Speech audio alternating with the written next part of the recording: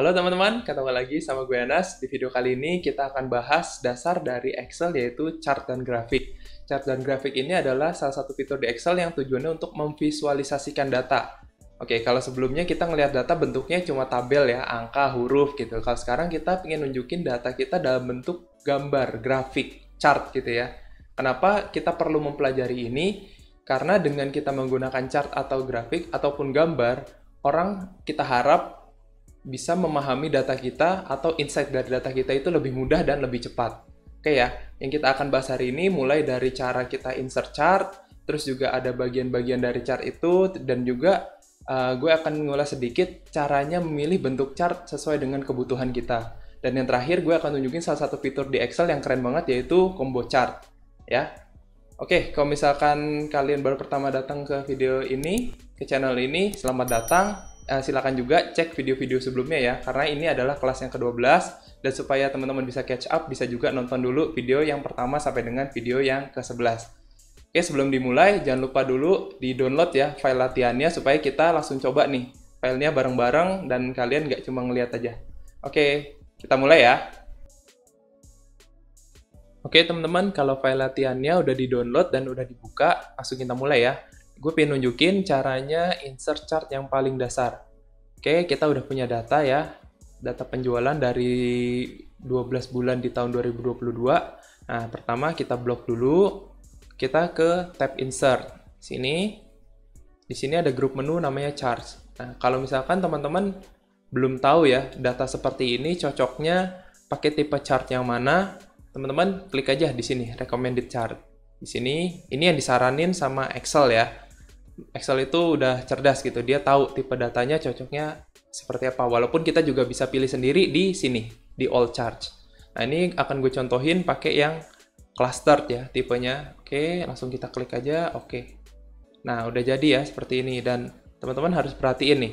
Tadi kan tabnya cuma sampai health. Nah, kalau misalkan kita lagi klik chart di sini, nah dia muncul dua tab baru, chart tool, isinya desain dan format ya. Ini buat ngatur-ngatur segala hal yang ada di chart kita ini.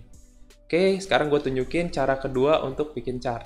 Oke teman-teman, sekarang gue pengen nunjukin cara kedua untuk insert chart. Oke, caranya kita ke tab insert, ke grup menu chart ya. Kita pilih yang sama persis dengan chart sebelumnya. Seperti ini.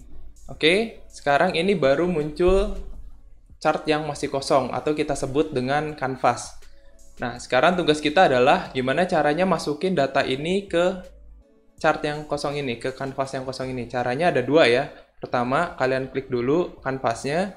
Di sini akan muncul ya tab baru yang namanya chart tools di design. Teman-teman masukin aja di sini, select data. Atau yang lebih cepat bisa klik kanan, select data. Seperti ini. Nah, yang pertama harus kita masukkan adalah nilainya dulu. Masukkan lewat legend entry series ya, add di sini. Masukin dulu judul dari seriesnya. Judulnya adalah yang ini. Terus series value-nya yang ini. Oke.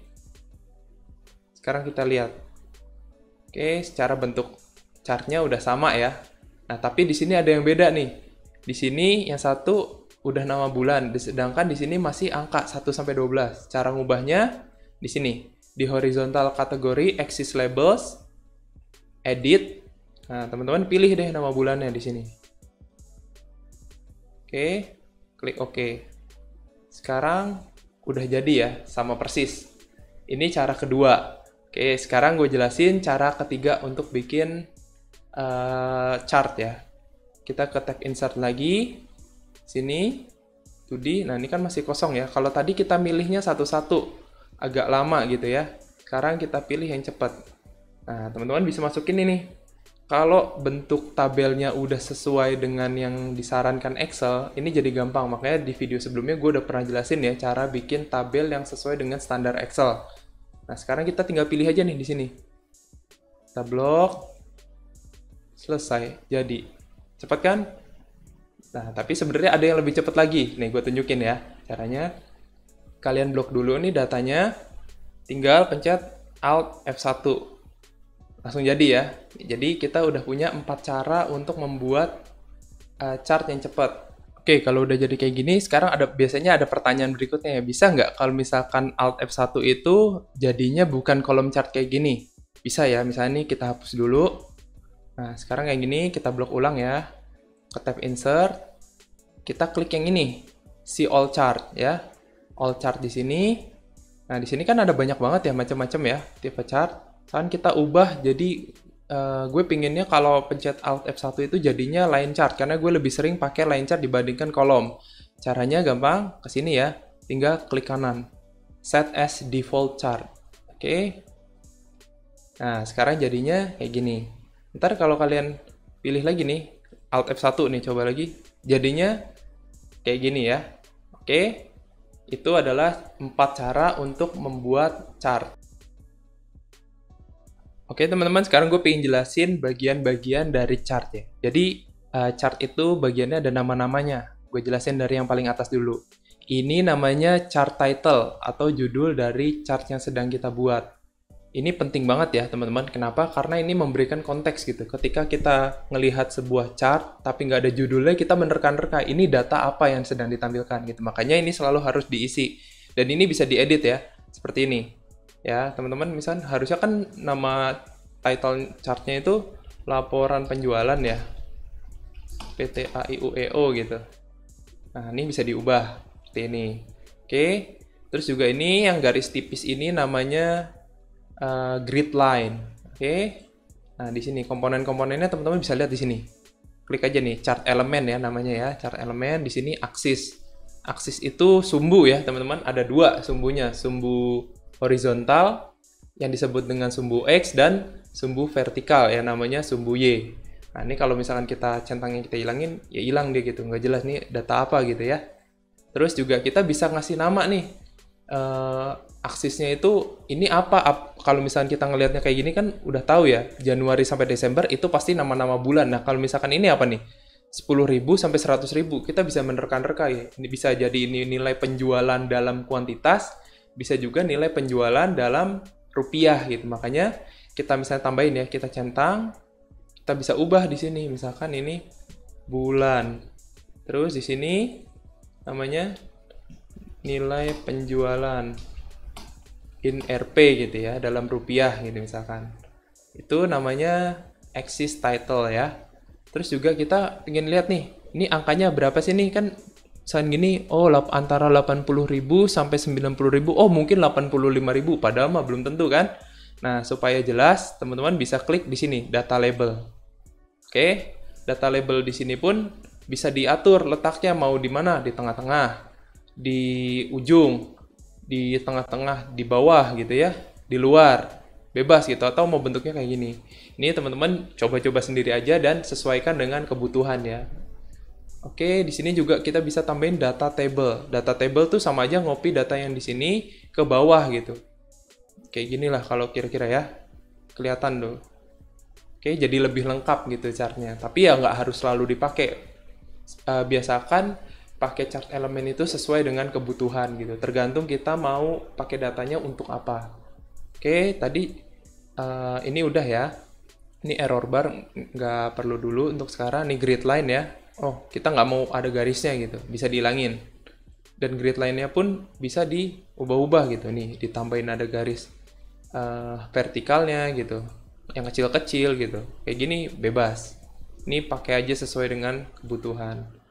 Terus di sini ada legend. Nah, legend ini akan sangat bermanfaat ya kalau misalkan kalian bikin grafik yang sumbunya itu agak banyak gitu, seriesnya lebih dari 1. Kalau ini kan jelas ya, seriesnya itu hanya penjualan gitu, nilai penjualan. Kalau misalkan nanti akan gue contohin, misalkan ada nilai penjualan, ada persentase pertumbuhan gitu ya, ada juga ini budget yang kita pakai untuk mencapai penjualan itu. Nanti gue jelasin ya di tab sebelahnya. Jadi ini buat menjelaskan, ini yang warna biru itu, oh ternyata ini adalah grafik untuk nilai penjualan. Nanti ada yang warnanya oranye, oh ternyata itu budget yang dikeluarkan oleh perusahaan untuk mencapai penjualan sebesar itu. Gitu ya teman-teman, untuk perbandingan. Jadi ini untuk memperjelas data kita ini lagi ngomong apa. Oke, kalau ini trend line. Trend line itu apa ya, kayak misalkan kalian ingin melihat kecenderungannya gitu. Kecenderungannya penjualan kita itu naik atau turun sih. Nah, kita bisa lihat rata-ratanya. Oh, ternyata penjualan kita itu dari bulan ke bulan, dari Januari sampai Desember kecenderungannya turun. Nah, makanya chart elemen yang namanya trendline ini bisa dipakai untuk melihat itu, untuk mendapatkan insight itu. Oke, gitu ya, teman-teman. Oke, teman-teman, sekarang gue pengen jelasin caranya meningkatkan kualitas chart yang kita buat ya. Kalau tadi kita melengkapi chart elemennya, sekarang kita bisa juga ngubah isinya gitu ya. Misalkan ini, ketika kita klik sini, muncul nih sebelah kanan, format chart title. Misalkan kita pingin judulnya itu ubah gitu ya, pakai tulisannya bold gitu. Ya tinggal di bold aja gitu. Di sini di home, di bold, terus tulisannya diperbesar gitu bisa ya, atau misalkan hurufnya diganti warna yang lain gitu ya, fontnya bebas. Terus juga nih vertical value axis-nya juga bisa diubah-ubah di sini. Misalkan kita mau atur nilai maksimumnya, aduh kalau 100.000 kebanyakan gitu, kita kayaknya jadi 95.000 gitu ya. Bisa gitu. Bisa juga kalau ini kan tadi dari segi nilai ya, kita juga bisa dari fontnya juga bisa kita ubah gitu. Kita bikin bold atau misalkan fontnya jenisnya kita ganti gitu, macam-macam. Ini juga grid line. Grid line ini misalkan, oh kok grid line-nya terlalu tipis gitu. Nah, teman-teman bisa atur di sini di width ya. Width itu lebar dari grid line-nya. Teman-teman bisa tambahin nih misalkan. Mau buat tambah, bisa dikurangin, atau bisa juga dihilangkan gitu. Ketik aja no line. Solid line artinya garis tegas ya. Gradiennya tuh samar-samar gitu ya. Makin lama makin samar. Oke, seperti itu cara edit-editnya. Di sini juga bisa diubah ya. Pokoknya segala hal yang ada di dalam sini itu bisa teman-teman ubah di sini. Ya, ntar setiap teman-teman klik chartnya, klik chart elemennya, dia pasti akan mengarahkan ke sini dan teman-teman bisa coba ya. Nih seperti ini. Garisnya, bordernya pun bisa diatur. Oke, gitu ya. Caranya meningkatkan kualitas dari chart yang kita punya. Oke, sekarang gue pengen jelasin caranya menambahkan data pada sebuah chart. Misalkan ini ya, kita buat chart yang standar lah ya. Tadi Alt F1 nih, kan kayak gini. Ini baru pakai satu series, teman-teman. Ya, baru pakai satu series. Kita pingin juga membandingkan supaya adil gitu. Nilai penjualan kita bandingkan juga dengan biaya pemasarannya. Kadang-kadang gini ya, di dalam perusahaan itu ada yang nilai penjualannya besar, tapi ternyata pengeluarannya jauh lebih besar ataupun sama besar gitu. Jadi sebenarnya nggak untung gitu. Makanya kita ingin membuat penilaian yang lebih fair. Caranya gimana? Ya, kita klik ini, select data. Teman-teman klik lagi add. Ini nambah sumbunya ya, teman-teman ya. Add. Nah, masukkan nilainya. Di sini kita tambahkan biaya pemasaran. Klik sini, masukin lagi dari awal ya. Ini. Nah, sekarang kelihatan nih, udah ada dua sumbu gitu ya. Nih, sekarang lihat di sini. Oke. Nah, sekarang kita tambah judul ya di sini. Sekarang kita bisa lihat. Nah, di sini ada yang kurang nih. Ini kita nggak tahu artinya merah, biru dan oranye ini apa. Nah, kita tambahkan di sini legend. Nah, maka di sini fungsi legend itu baru kerasa. Legendnya misalkan kita ubah ya, jadi di bawah supaya nggak makan tempat. Coba kita lihat legend. Bandingin nilai penjualannya. Ini yang satu nilai penjualannya turun tapi biaya pemasarannya naik. Ya, ini kan berarti ada yang salah gitu ya. Kalau di sebuah perusahaan itu ada yang salah. Pengeluarannya naik tapi penjualannya malah turun. Nah, di sini kita bisa menggali lebih jauh setelah kita menggunakan chart seperti ini. Oke, gitu ya cara nambahin nilai. Kalau cara nambahin nilai yang ke bawah sama aja gitu. Tinggal ini di sini klik ya, edit, tambahin aja gitu. Misalkan mau ditambah jadi segini gitu. Ya diatur aja. Ini nggak bisa kenapa? Karena datanya kosong. Kalau ada bisa. Oke, gitu ya teman-teman untuk nambah nilai pada series yang ada di sebuah chart. Oke teman-teman, kalau sebelumnya kita pakai grafik yang tipenya column chart ya untuk menunjukkan tren. Ini bisa juga diganti tipenya pakai ini ya, klik kanan, change chart type. Misalkan ini juga kita bisa menggambarkan tren penjualan per bulan itu pakai grafik yang bentuknya garis ya, grafik garis line chart seperti ini. Bisa juga gitu. Nah, ada juga kita ingin menunjukkan proporsi gitu. Proporsi itu lain lagi ya tipe chartnya gitu. Jangan kita ingin nunjukin proporsi penjualan gitu, tapi pakai line. Bisa tapi nggak cocok gitu ya. Contohnya ini datanya. Misalkan ini ada ini ya nama cabang ya. Ini nama cabang beserta kontribusi penjualannya gitu. Nah, kalau misalkan ini akan cocok misalnya kita pakai tipe yang ini, teman-teman. Insert, pilih yang pie chart. Kita ingin tahu ini setiap cabang ini berkontribusi berapa persen gitu ya di penjualannya seperti ini. Nah, ini kita bisa tambahin namanya data label. Seperti ini. Dengan kayak gini kan kita bisa lihat ya. Oh, ternyata cabangnya warnanya abu-abu nih. Cabang C yang proporsi atau kontribusinya paling besar ke perusahaan dari segi nilai penjualan. Makanya di awal gue jelasin tipe grafik itu ada macam-macam ya. Kita bisa pakai sesuai dengan kebutuhan dan tipe data yang kita punya. Jadi nggak selalu kita harus pakai line chart ataupun kita pakai column chart gitu. Di sini ada macam-macam gitu ya, yang teman-teman bisa coba sendiri nanti. Oke teman-teman, kita geser dulu ya ke sheet yang kedua yang namanya tabel 2. Nah, di sini gue pengen nunjukin salah satu fitur yang keren banget di Excel, yaitu combo chart. Oke, misalkan ini ya, ini datanya beda sama sebelumnya.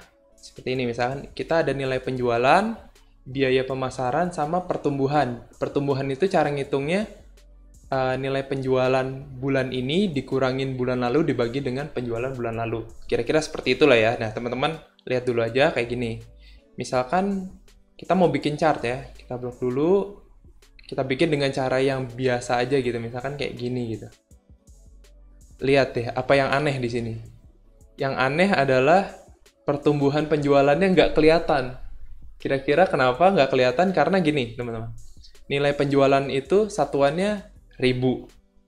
Biaya pemasaran satuannya ratus gitu ya. Sedangkan pertumbuhan itu kecil sekali dibandingkan dua ini. Dia satuannya adalah persen. Nah, makanya supaya ini bisa kelihatan, kita bisa pakai combo chart yang punya dua sumbu horizontal. Nah, cara buatnya gampang ya, teman-teman. Di sini, ini klik change chart type. Nah, di sini, teman-teman klik aja combo. Ini ya, combo.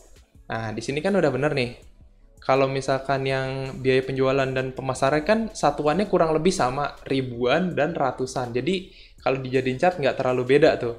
Nah, sedangkan yang persen kita klik aja ini nih. Secondary axis-nya.